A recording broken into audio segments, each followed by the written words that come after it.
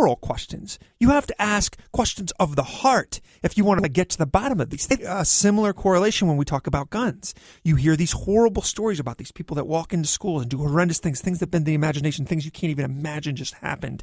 And what do we want to do? Well, we want to pass some sort of legislation that we think is going to fix it up, right? Some Band-Aid on an open artery of a problem. No, the proper conversation that a country should have in such a time is what is going on at the soul level, the heart level, the spirit level of a people. How can children resort to this kind of violence? Not how can we pass some legislation that makes us look like we're doing something, or how can we trample the Constitution in order to put on a veneer as if we can affect the heart with some sort of ridiculous gun grab.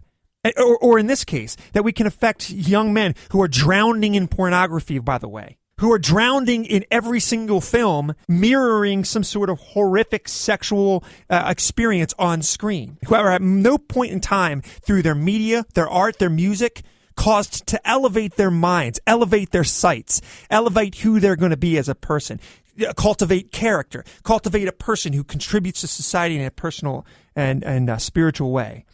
These are the questions that I want to hear our leaders talk about. I don't want to hear about gun grabs, and I don't want to hear about how we're passing consent forms at sex that need to be signed before you round second base with your girlfriend. No, that's not going to do anything. It's just going to make people feel like they're doing something, but it's not going to do anything to solve the real problems we face as a collective, as a body politic, as a people. When we actually decide to retrace our steps, C.S. Lewis said, when you found you're lost, if you're in the woods, you're turning around, you don't have any idea where you are, the best way forward, the best way, wait for it, for progress is to retrace your steps, find out when you were right. When you know you were right, you recognize the landscape, you recognize the trees, the stones, the brooks, and then you forge a new path forward. That's what America needs to do. That's how you solve these problems. Everything else is window dressing. Everything else is nonsense. And the reason that you don't hear people say this stuff is because those questions are hard. Those questions ask us to look inward, and nobody's trying to do that. And I suppose that they don't get to pass legislation and wave some sort of governmental wand over the problem. All right, we're getting the bends as we come up from that drudgery, that bog of eternal stench. But perhaps this will cheer you up. A woman, she recovers her savings from a discarded refrigerator. So here's the story. A woman discovers the honesty of a blue-collar worker at a recycling center. She accidentally left thousands of dollars in this old refrigerator. I always get a kick out of this. Apparently, the World War II generation or even the baby boomers, they like to shove cash in little cubby holes all over their house. I'm not really in the habit of doing this, but maybe this comes from some sort of cultural experience. Maybe they had want. I don't really know. This is always a point of curiosity. But apparently this woman has shoved thousands of dollars in this old refrigerator. And then her husband, and I'm married 6 years. This is a breakdown in communication if I've ever heard one. Her husband just drops this thing off at the recycling center. Well, she drives there in a panic. You can just imagine, in her station wagon from 1982. And she goes up to this tow truck driver, Fred, and she says, oh my gosh, all this money was in the refrigerator. Well, by this point, it was thrown into this huge scrap metal parts. Well, check this out. This guy, Fred, spends his own time, hours of his own time, and he finds this refrigerator. He finds the cash in it.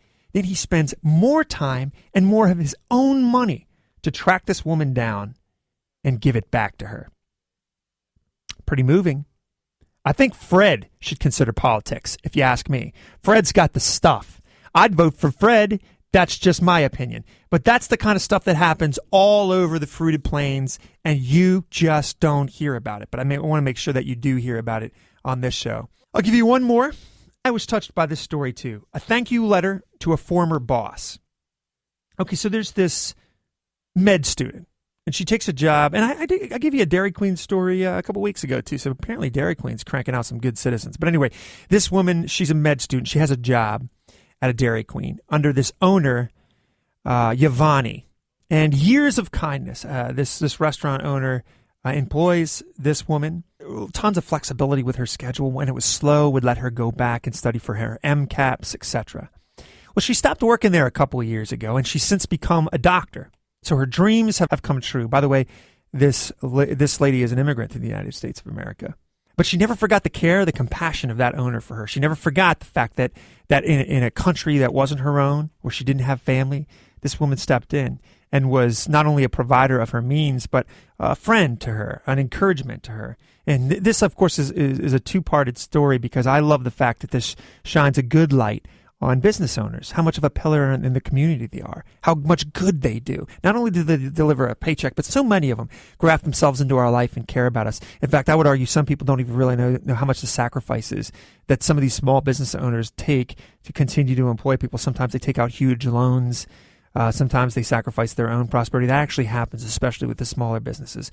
But anyway, this woman returns to her former boss, and she writes her this very touching letter. You can see this at my website, courageculture.net. I posted it, thanking her for all the help that she gave her, and just encouraging her to continue to sort of pay that forward. She's now a doctor on the shoulders of this goodness. Amazing stuff.